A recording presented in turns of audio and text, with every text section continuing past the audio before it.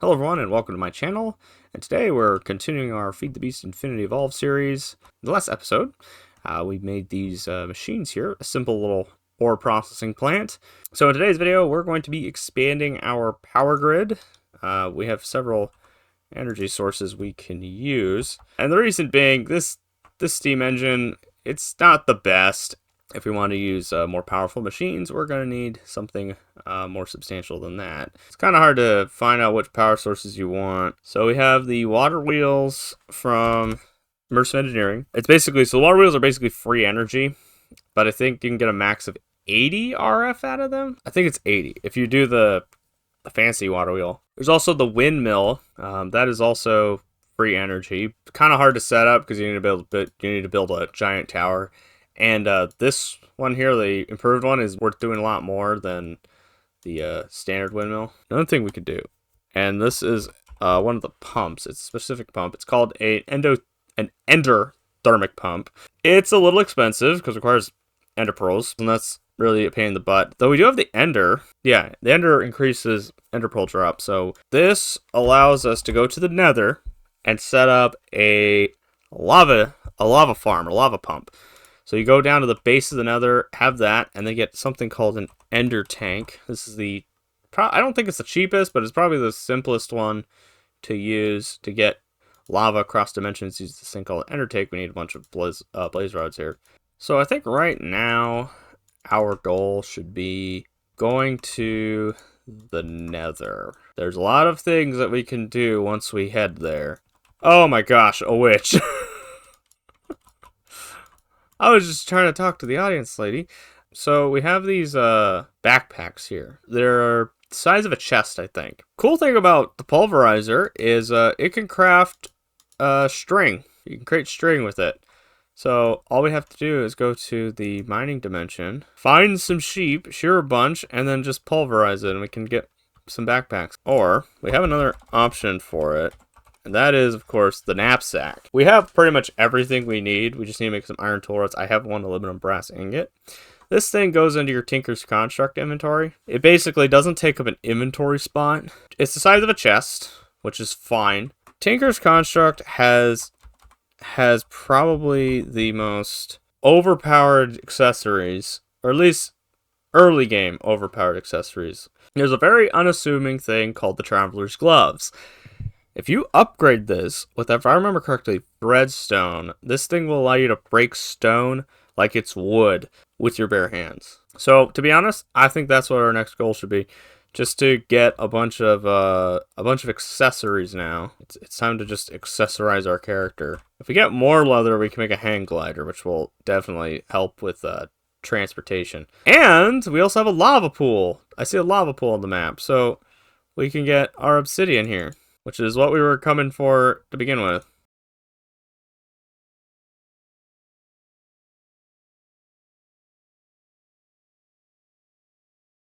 Okay, so we have our wool here, which we're just going to let sit here and get turned into string, because we're going to need some backpacks. I think we need 64 string per backpack. But we also have our knapsack we can build as well. So we can't make that many backpacks. We can only make one. But yeah, it's I think it's 64. 64, and then you can create a backpack. We can dye the backpack, but I'll just stick with the standard one. And so the backpack is a simple item. You right-click it, opens it up, and gives you a whole chest's worth of stuff. Very simple.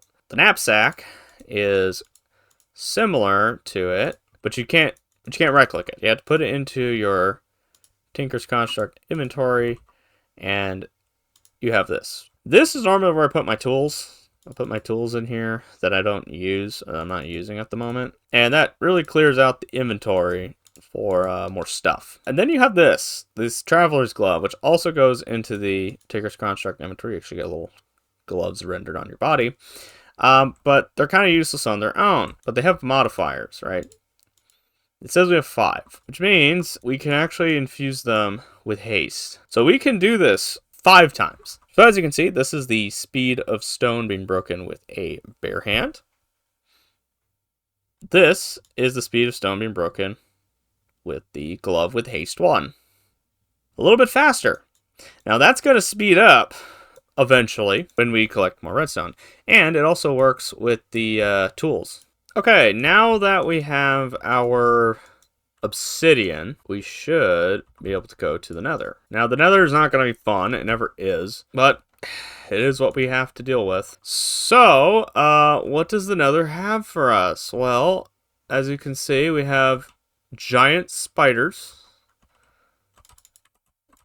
Oh, he's a tainted spider. Okay, it's tainted. The heat scar spiders are nice to have. They're nice to fight because you get the heat scar string out of them. This one drops babies, by the way. So there's babies in this one. They kind of hit like a truck, but we have good armor. But this heat scar string, we can make bowstring out of it. And it's really good when paired with plastic. We also got a Thaumcraft treasure bag, which gives us some stuff. An ender pearl! We got an ender pearl, which is good. If I remember correctly, these pigs shouldn't attack me. Okay, it's nether ores. Okay, so it's not the quartz, because there's a setting for quartz in the mod nether ores, which is this over here, that will send the pigmen to attack you. Oh, here's another cool thing. We all know water doesn't work in the nether, right? Completely goes away.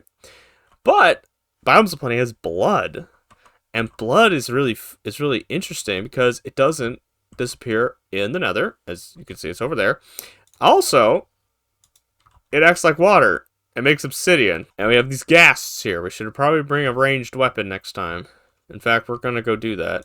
Okay, so we have bronze ingots. We're gonna be making the lumber axe. Oh gosh, another creeper. We got another creeper. What is that? Oh, no. It's a headcrumbs enemy. Yeah, headcrumbs is a mod that allows you to add custom player mobs. Yeah, so there we go. Lumber axe. Lumber axes. This is going to help us clear out this forest a little more. I don't know how last video I was like, oh, deforestation. This is the actual deforesting thing.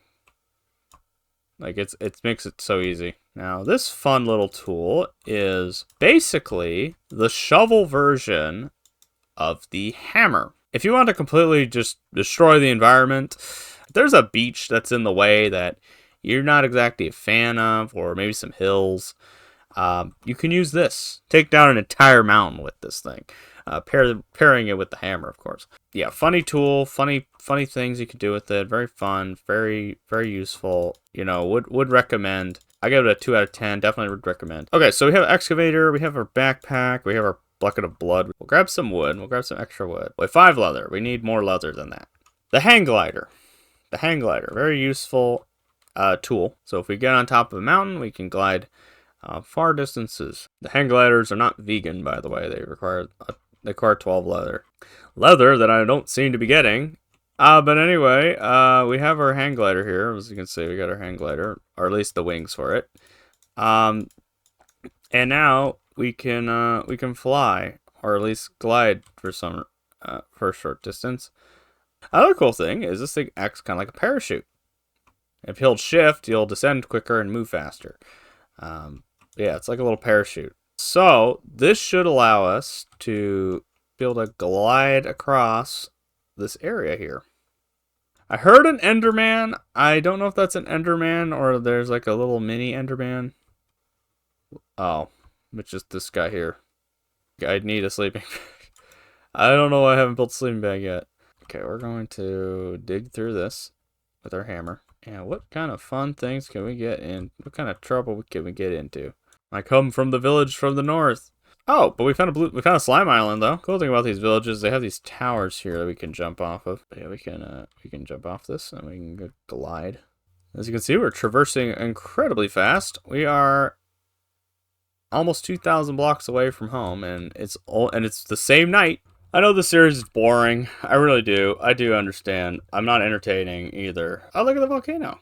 Hey, it's one of these things. Yeah, I want one. I want one of these. A meteorite. Are we gonna get into a planaristics in this video too? I mean, this video went from power upgrades to just straight upgrades. We got silicon, calculation, and engineering. Now we have something else. Oh no, what happened? Oh no. No. Oh, we were still recording? Yeah, we're still recording. Thanks, Windows, for that lovely notification all of a sudden. Come on, Windows. Okay, so we're back at the base. We're not going to go on a Linux or Windows rant today. I was about to. I decided to stop myself because I'm not fully versed enough to go in on a rant like that. Turns out, I actually have enough resources for ender tanks. Of course, ender tanks do require blaze rods.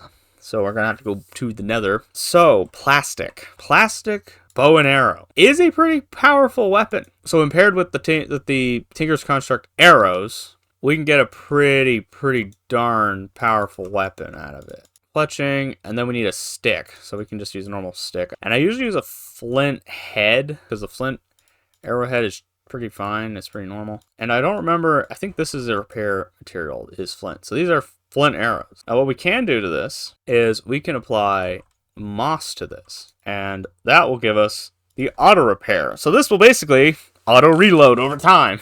So every time you use it, it will slowly reload itself. You can actually add sharpness to this to add an extra bit of damage to it. Now plastic. I don't know how plastic works. I don't remember how much plastic gets used per bow limb. We get plastic out of it. Okay, so we can... Oh, it's one. Is it one plastic? 3 sheets of plastic, but we get 1 out of it. I don't know. But yeah, bow. We need a... That's a long bow. What's a short bow? Short bow. 2 limbs. And that. And then that gives us this. So this should give us a pretty quick little bow and arrow here.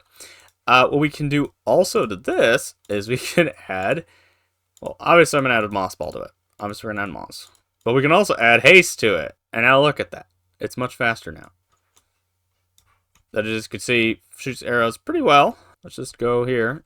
Start searching for another fortress.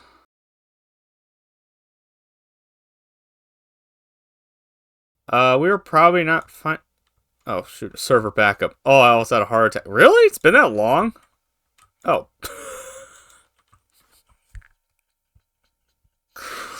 I should have a face cam. I was about to say, we are probably not gonna find a nether fortress, and here we are, we found one. Not planned at all. Now, finding another fortress is one thing. Finding the blaze spawner is another thing. Oh, there's one, we found it. And we are only 559 blocks away from the portal, so this is not that horrible. So now, we should be able to make it home.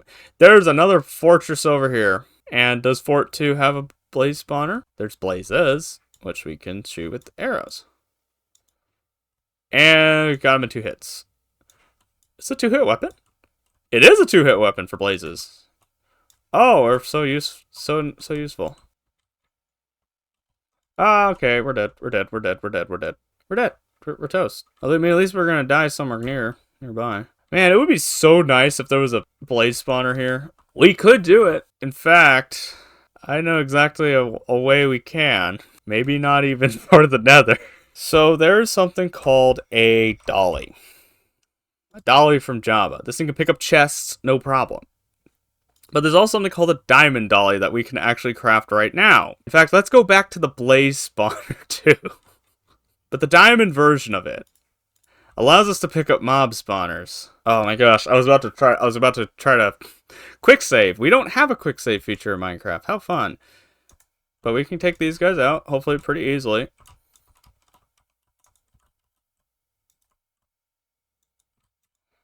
Oh, we're out of ammo. Well, then we do that, open up the bag, and then we completely remove the need for the speed penalty. You could just shove it in the bag and then run home.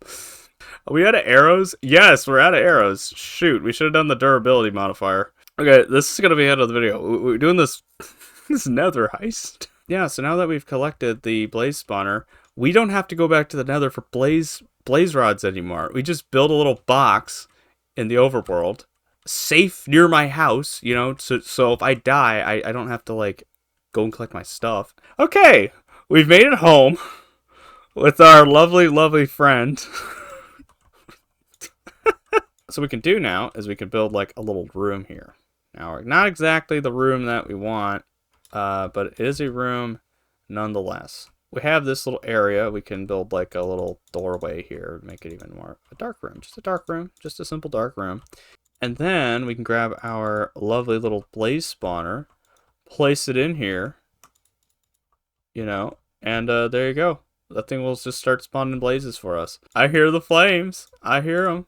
I hear them. The blazes are here. The blazes are about to attack. So we have some blazes now, meaning we can get our ender tanks. Of course, they're spawning all over the place, and I'll probably get killed by one. But we have 6 blaze rods, which I mean is not enough for us to make our 2 ender tanks, but it is enough for us to get somewhere. So I think that's a good stopping point for this video. Next time, we'll probably move on to making our lava farm in the Nether, and then using that as fuel for this thing over here. We'll get some lava generators, maybe some magmatic dynamos. Some formal way we'll convert lava into energy. So, yep, that'll be in the video. Let me know what you thought about this video in the comment section down below. And as always, thank you all for watching, and we'll see you next time.